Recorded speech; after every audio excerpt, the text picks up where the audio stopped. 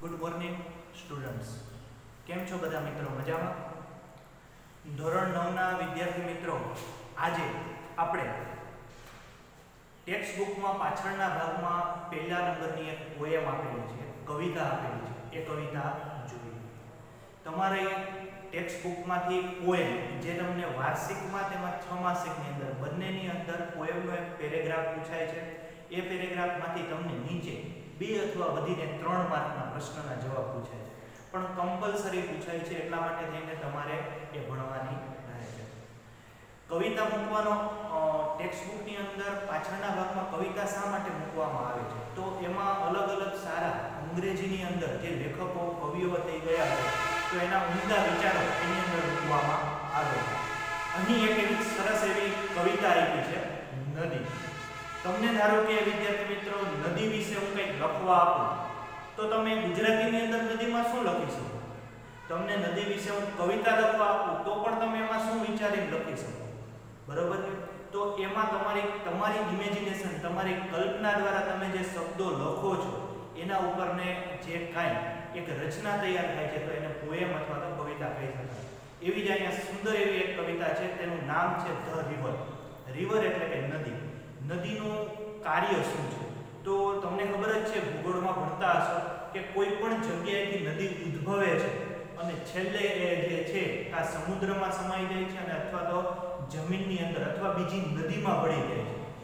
જમીનની અંદર ભળી જતી હોય તો એ જે નદી જે છે ત્યાંથી સુકાઈ જતી હોય તો એ કુંવારિકા નદી કહેવાય છે. આપણે ગુજરાતમાં 3 કુંવારિકા નદી ઓળખાય પણ છે, બનાસ, સરસ્વતી અને રૂપે. બરોબર છે? એ જ રીતે એવું કહીએ કે બીજી બધી નદીઓ તો કેવું કહેવાય છે કે એનું સંગમ સ્થાન છે એ સમુદ્ર છે. તો એ જે નદીઓ છે એના વિશે અથવા તો એ નદી કેવી રીતે આગળ વધતી હોય એના ઉપરની વાત છે. તમારે 9માં જ ગુજરાતીની અંદર આ વખતે નર્મદાની પરિક્રમા અથવા રેવાનો પાઠ પણ આવે છે કે એનું નર્મદા અને રેવા કેમ નામ છે અને એના ઉપર શું માહિતી છે. બરોબર છે? બંનેનો અર્થ શું થાય છે અને બંનેનો ભાવ અલગ અલગ કેવો છે, એના ઉપર એક મૂવી પણ બની ગયું છે, રેવા નામનું. તો એ જ રીતે અહીં ધ રિવર નામની એક પોએમ છે, તો આપણે એનો અભ્યાસ કરીશું. સૌપ્રથમ મેં તમામ સ્પેલિંગ લખ્યા છે જેથી કરીને તમને પોએમનો ભાવાર્થ સમજાય. એટલે બને ત્યાં સુધી તમામ સ્પેલિંગ તમારે તમારી બુકમાં લખવાના છે અને એ તમામ સ્પેલિંગ પાકા કરવા પડશે. બરાબર? ઝડપથી આપણે સ્પેલિંગ જોઈ લઈએ. પહેલા નંબરનો જે સ્પેલિંગ છે એટલે પહેલો સ્પેલિંગ છે સ્પાર્કલ.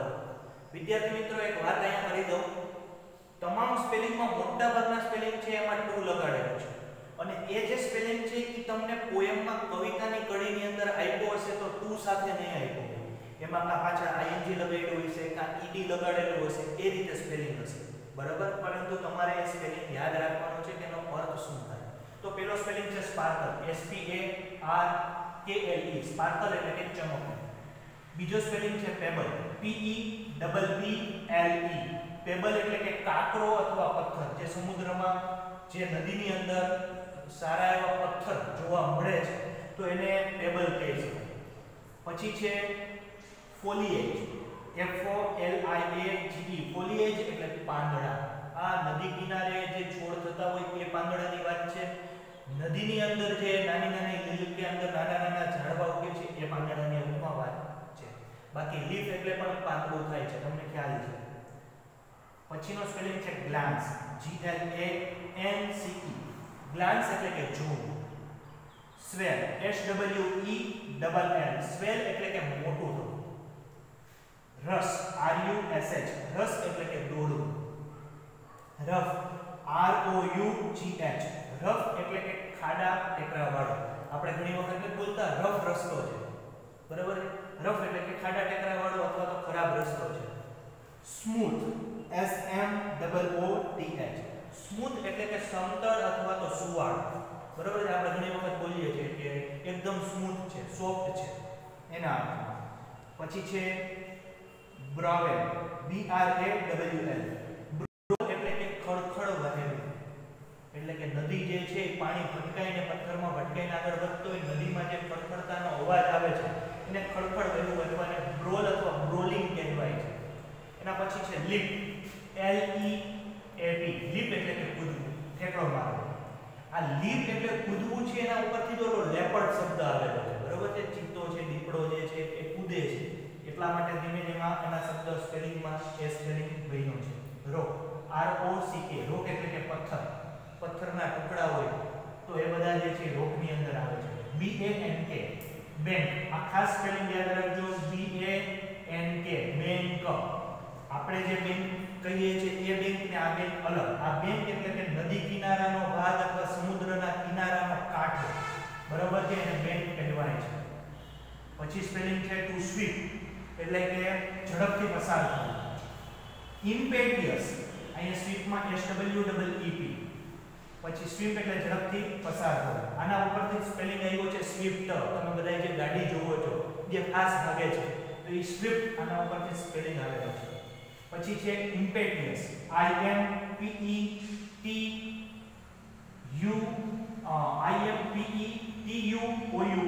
ઇમ્પેટિયસ એટલે કે અવિચારીપણે વર્તવું અથવા તો મંદ રીતે જે આગળ વધતું હોય એના અર્થમાં છે ઇમ્પેટિયસ.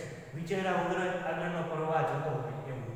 યુથ, YOUTH, યુથ એટલે કે યુવાન. ડીપ, DEEP, ડીપ એટલે કે ઊંડું. સ્ટીલ, STILL, સ્ટીલ એટલે કે ગતિ વિનાનું. સીમ, SEEM, સીમ એટલે કે લાગુ.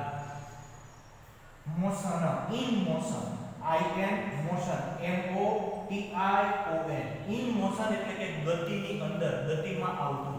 એના પછીનો સ્પેલિંગ છે ટુ ટેન્ડ, TEND, ટેન્ડ એટલે કે અમુક દિશાની અંદર જવું. ટેન્ડ એટલે કે અમુક દિશામાં જવું.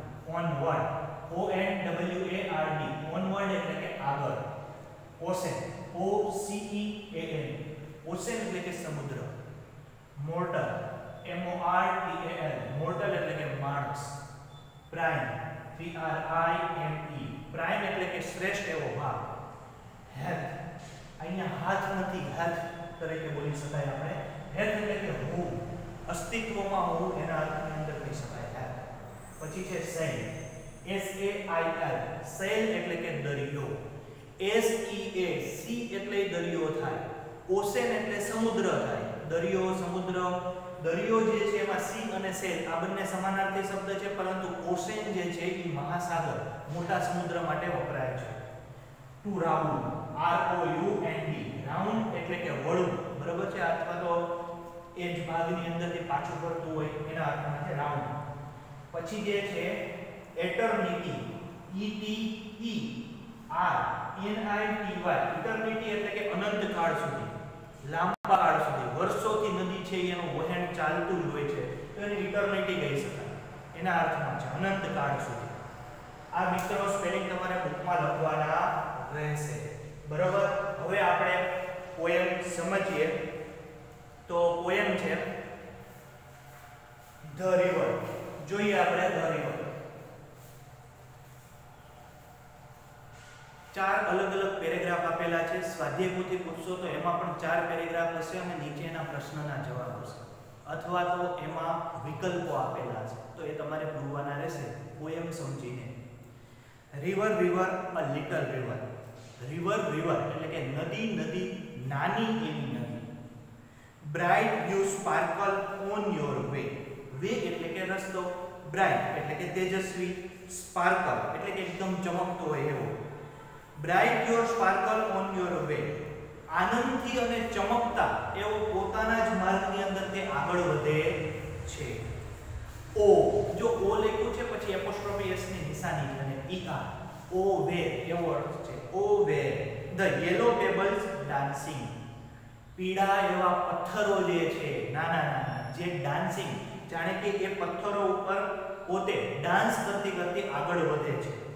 એટલે કે નદી જે છે પથ્થરો સાથે ભટકાય, ડાન્સ કરતી કરતી ઉછળતી કુદરતી આગળ વધે છે. ધો ધ ફ્લાવર્સ એન્ડ ફોલિએજ ગ્લાન્સિંગ.